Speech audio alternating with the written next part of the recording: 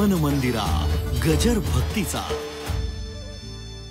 एका मुलाचा बाप त्या मुलासाठी शेजारच्या गावामध्ये मुलगी बघायला गेला, शेजारच्या तालुक्यामध्ये म्हणा गावामध्ये म्हणा मुलगी बघायला गेला बाप मुलाचा। आता मुलाचे बाप जात नाहीत, आता नाही, आता तो बघून येतो मग बापाला सांगतो लग्नाची तयारी करा।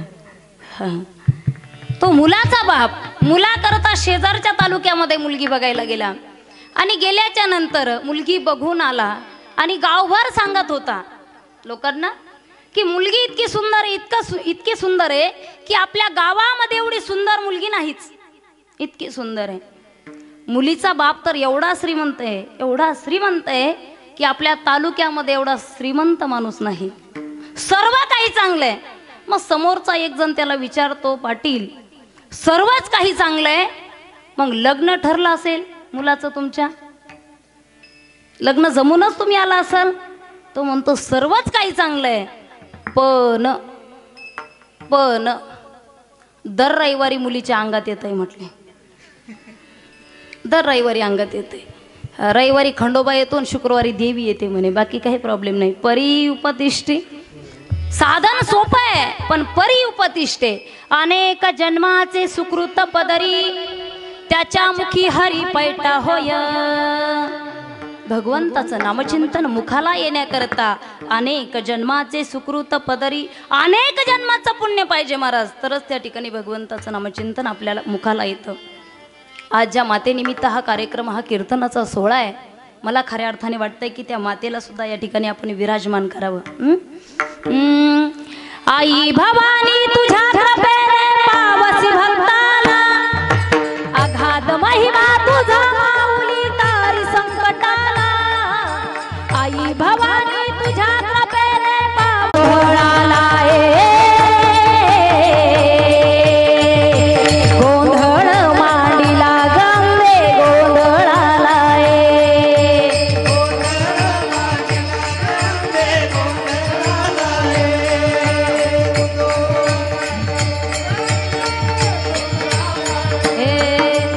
उदो उदो उदो उदो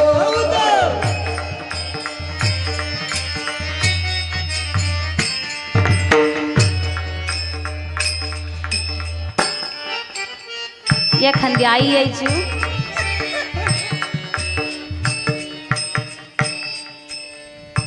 एखादी माता माऊली पुढे यायची, मलाच बोलवलंय का, मलाच बोलवलं। संत महात्मे महाराज कुळीची ही कुलदेवी, खऱ्या अर्थाने कुलदेवतेची आराधना करतात, त्या संत महात्म्यांचं हे महिमा आपल्याला सांगायचं आहे। जगद्गुरु तुकोबाराय वर्णन करतात की अशा संतांचं रजकन जर आपल्या देहाला लागलं महाराज, जी वासना आहे की वासना आपल्याला परमार्थ करू देत नाही, ती वासना मुळासहित निवृत्त होती। अभंगाचं प्रथम चरण संत चरण रज लागता सहज, संत चरण रज लागता सहज,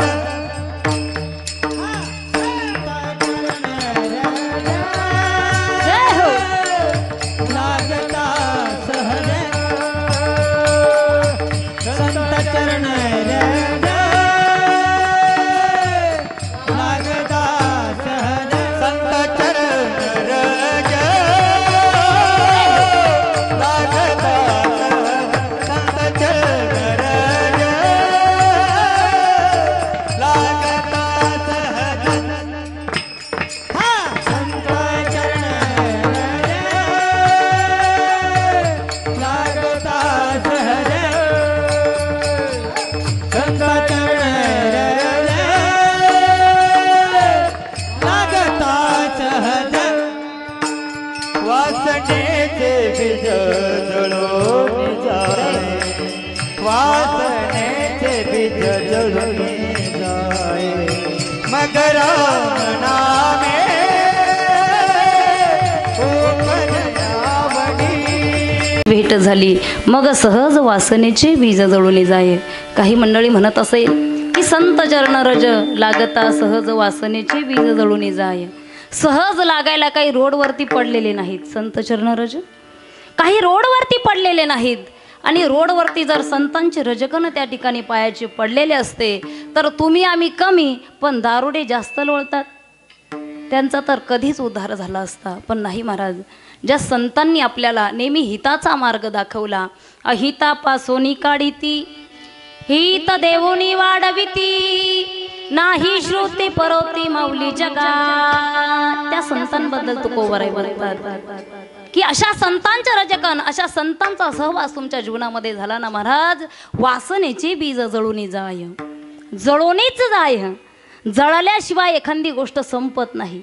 तुम्ही सर्व शेतकरी बांधव या ठिकाणी आहात, मला सांगा, एखादं झाड जर आपल्याला नाहीसं करायचं असेल तर आपण काय करतो? आम्ही आंधळे, तुम्ही बहिरे नाही ना.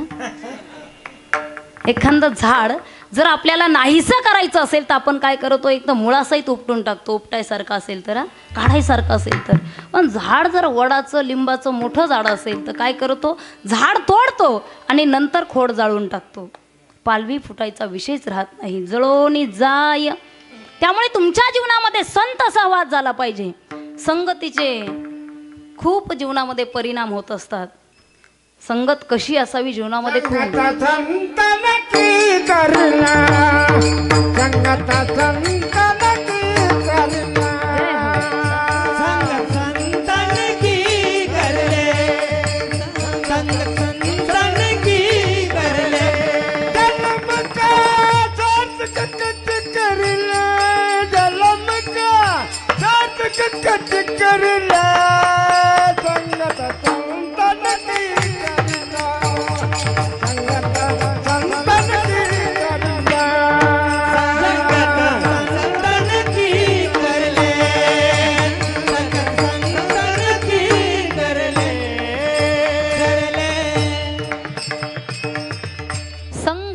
संत नक्की करले. परमार्थामध्ये जर संगत करायची असेल तर संतांची संगत करा महाराज. संगत खूप महत्त्वाची आहे. तुम्ही आम्ही संसारामध्ये संगत बघत असतो. संसारामध्ये जर पत्नी चांगली असेल तर चांगली गोष्ट आहे महाराज, नाही तर अलीकडं बिघडतच चाललंय. आता नवरात्र उत्सव चालले, एक बाई आरतीला निघाली, एका माणसाची पत्नी आरतीला निघाली, देवीच्या आरतीला. जे देवी निघाली आरतीला. आणि आरतीला निघाल्याच्या नंतर नवऱ्याने त्या ठिकाणी सांगितलं, ओ बाई पाठीमागे. म्हणे कुठं चालली? म्हणे देवीच्या आरतीला. तुम्हाला माहित नाही का आपल्या गावामध्ये देवी विराजमान झाली, देवीच्या आरतीला चालली, देवीच्या आरतीला चालली. मग एक लक्षात ठेव, तिथं गेल्याच्या नंतर नुसते देवीचे दागिने साडी बघू नकोस. तिथं गेल्याच्या नंतर नुसते देवीचे दागिने आणि साडी बघू नकोस. तिथं गेल्याच्या नंतर हेही बघ की देवीला किती हात आहेत. किती हात आहेत ओ देवीला? भरपूर अशी ट्रीटमेंट केली, 8 दिवस झाले, सर्व डॉक्टरनी तपासलं, पण काही कळतच नाही याला नेमकं काय झालंय. हे नुसतं घुमतंय, याला नेमकं काय झालं हे कळतच नाही.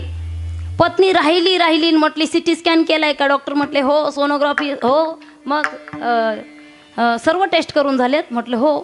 मग डॉक्टर साहेब जर तुम्हाला काहीच कळत नसेल तर एक टेस्ट करून बघा. डॉक्टर म्हटले कोणती? म्हणे ते पोस्टमार्टम काय असतं ते करून पहा. म्हटले पोस्टमार्टम नेमकं काय असतं ते करून बघा ना. म्हणे याचं काय झालं याला. जीवनामध्ये संगत खूप महत्त्वाची आहे.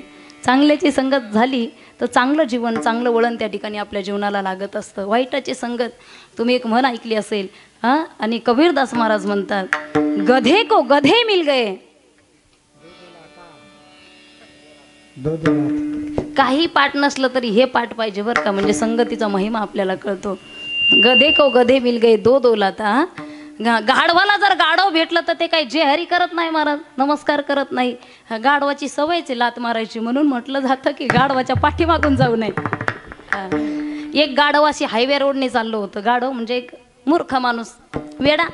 हायवे रोडवरून म्हशीवर बसून चालला होता. आता तुम्हाला हायवे रोड किती हो इथं? दृष्टांत ऐकल्यानंतर इथं सोडा, नाही तर म्हशीवर जासाल उद्या. एक वेडा म्हशीवर बसून हायवे रोडने चालला, पण आता सोबतही तसाच होता, दुसरा सुद्धा वेडाच. आता हा म्हशीवर बसून चालला, दुसऱ्याला काही ते बघवाना. तो म्हटलाय खाली उतर, खाली उतर. तो म्हशीवरचा वेडा म्हटला मी नाही उतरणार. हा वेडा म्हटला उतार खाली. तो म्हटला मी नाही उतरणार.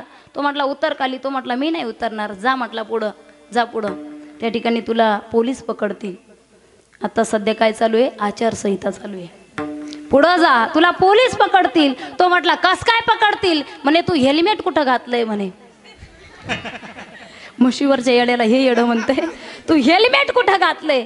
म्हशीवरचं येडं म्हटलं हेल्मेट घालायला ही काय 2 व्हीलर आहे का म्हटला, ही 4 व्हीलर आहे ना म्हैस. 4 व्हीलर मध्ये कुठं हा संगतीचे परिणाम जीवनामध्ये होत असतात महाराज. जय हो.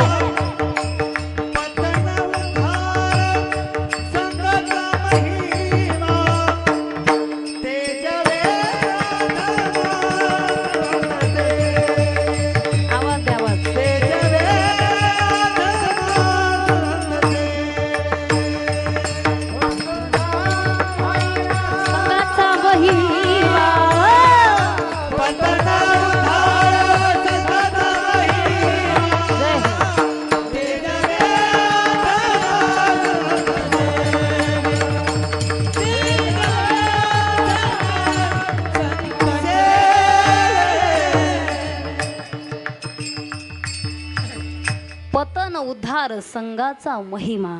तुमचं जीवनामध्ये पतन व्हायचं असेल किंवा उद्धार व्हायचा असेल, हे तुमच्या संगतीवर अवलंबून असतं महाराज.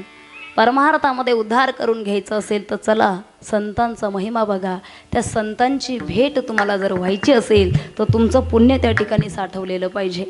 तुमचं अनेक जन्माचं पुण्य असेल तर संत भेट होईल महाराज. बहु अवघड आहे संत भेटी. संत इकडं तिकडं भेटायला काही रोडवरती पडलेले नाही महाराज. त्यासाठी पुण्य पाहिजे. आणि या संगतीमध्ये या परमार्थामध्ये आल्याच्या नंतर मन मोकळा परमार्थ करायचा असतो. मन मोकळा परमार्थ. नाहीतर काही काही माणसं खूप चिकट असतात, परमार्थामध्ये खूप चिकट असतात. लग्नामध्ये कितीतरी खर्च करेल. जावाई जर म्हटलं ना मला 4,000ची नाही 5,000ची सलवार पाहिजे, सूटबूट पाहिजे, तर हा म्हणतो ठीक आहे.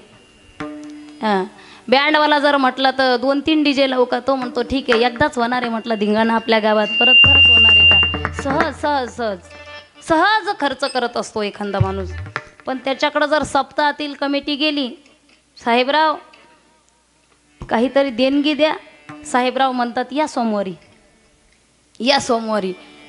असे सोमवार 2 निघून जाते. कालाही होतो तरी हा साहेबराव काल्याच्या पंक्तीला सर्व घर घेऊन जेवायला येतो. मग 101 रुपये घ्या.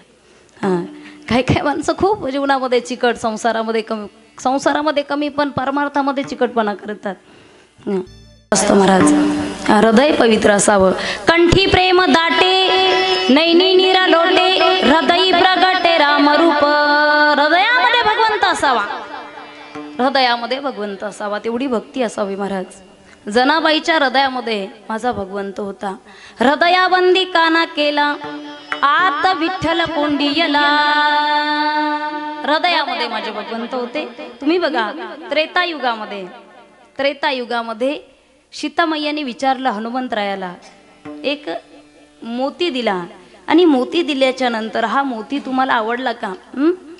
अनमोल असा मोती आहे. हनुमंतरायाने हातावरती तो मोती घेतला आणि घेतल्याच्या नंतर इकडून तिकडून बघितलं तर त्या मोत्यामध्ये हनुमंतरायाला भगवान श्रीराम दिसत नाही. त्या मोत्यामध्ये भगवान श्रीराम दिसत नाही. त्या ठिकाणी दिसत नाही म्हणून हनुमंतरायाने काय केलं, मोती हातामध्ये घेतला, दातामध्ये घातला आणि फोडून बघितलं, याच्यामध्ये माझा भगवान श्रीराम आहे का? दिसत नाही. पण हे सर्व दृश्य सीतामय्याने बघितलं. राग आला आणि रागाच्या भरात बोलताय हनुमंतराय, मला वाटलं तुम्ही जरा सुज्ञान असाल, पण माकड ते माकडच हो. काय झालं मैया? अनमोल असा मोती तुम्हाला मी दिलाय आणि तुम्ही मात्र त्याला फोडून टाकला. मैया तुम्ही म्हणताय की हा मोती अनमोल आहे, पण या अनमोल मोतीमध्ये मला माझा भगवंत दिसत नाही. हा कसला अनमोल आहे? हा मोती अनमोल नाही. मैयाला राग आला आणि सीतामय्या बोलायला लागल्या, मला सांगा हनुमंतराय, तुमचा देह सुद्धा अनमोल आहे, तुमचा देह सुद्धा अनमोल आहे. सगळ्यात जास्त जगामध्ये लोक जर कशावर प्रेम करत असेल तर स्वतःच्या देहावरती करतात. एखाद्या डॉक्टरनी जर सांगितलं तुमच्या पायाच्या अंगठ्याला रोग झालाय, आजार झालाय, अंगठा काढावा लागेल, लोक म्हणतात नाही बघू, गोळ्या औषध द्या, ट्रीटमेंट द्या, जर व्यवस्थित झालं तर बघू. दुसऱ्या महिन्यामध्ये गेल्याच्या नंतर डॉक्टर सांगत असतात घोट्यापासून पाय काढावा लागेल, तो म्हणतो नाही नाही डॉक्टर साहेब गोळ्या औषध द्या. तिसऱ्या महिन्यामध्ये डॉक्टर सांगत असतात गुडघ्यापासून काढावं लागेल. आणि 6 महिने झाल्याच्या नंतर डॉक्टर सांगतात मांडीपासून पाय काढावा लागेल, रोगाने इथपर्यंत प्रवेश केलाय मांडीपासून. तो म्हणतो नाही नाही डॉक्टर साहेब. डॉक्टर साहेब म्हणतात आता जर मांडीपासून पाय काढला नाही तर लोक तुम्हाला घराबाहेर काढतील. तर त्यावेळेस तो सर्व जमीन विकून टाकतो, पण त्या ठिकाणी रोगावर विलाज करतो. महाराज तुम्ही एक गोष्ट ऐकली असेल की एका पुरामध्ये एक माकडीण अडकलेली होती. एका पुरामध्ये एक माकडीण अडकलेली होती. ती एकटी नव्हती, तर तिचं बाळ सुद्धा तिच्या बरोबर होतं. पाणी जोपर्यंत इथपर्यंत येत नाही, पाणी जोपर्यंत इथपर्यंत येत नाही तोपर्यंत त्या माकडीणीने काय केलं होतं, स्वतःचं बाळ पाठीवरती ठेवलं होतं. पाठीवर पाणी आलं, स्वतःचं बाळ डोक्यावरती ठेवलं आणि तिच्या नाका डोळ्यात पाणी जाऊ लागलं. तर त्यावेळेस माकडीणीने काय केलं, बाळाला पायथ्याशी घातलं, बाळाच्या अंगावर पाय दिला आणि मग उडी टाकली. यामध्ये एवढं श्रेष्ठ होतं. आणि आपल्याला सांगता येते की सर्वात जास्त लोक जर जगामध्ये कशावर प्रेम करत असतात तर स्वतःच्या शरीरावरती प्रेम करतात, या देहावरती प्रेम करतात. म्हणून सांगा हनुमंतराय तुमचा देह सुद्धा अनमोल आहे.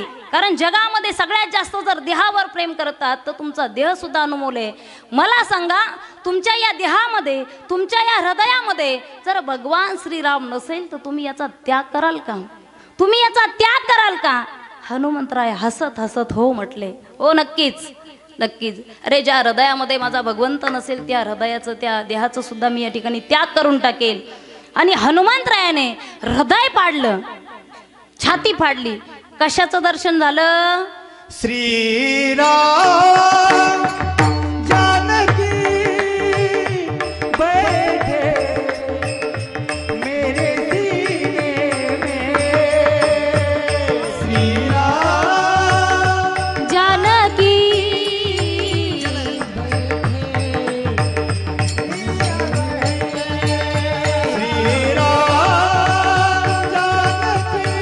जय हो.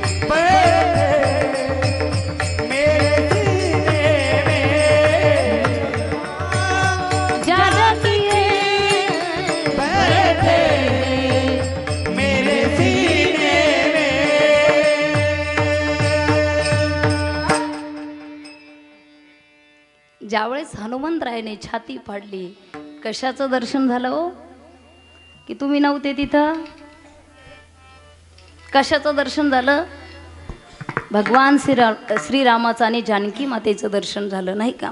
विचार करा, आताच्या हनुमंताच्या जर छात्या फाडल्या महाराज बॉटलाच बाहेर येतील.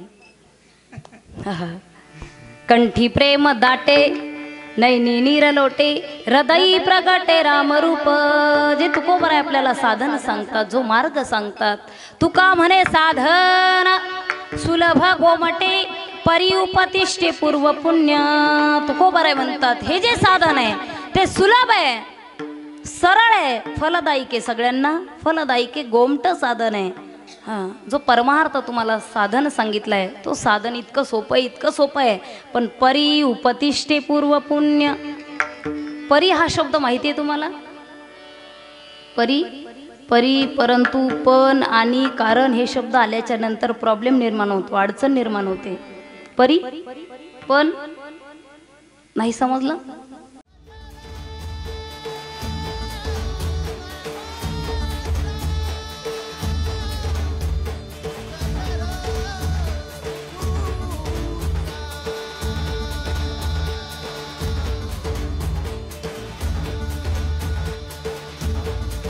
मन मंदिरा गजर भक्तीचा.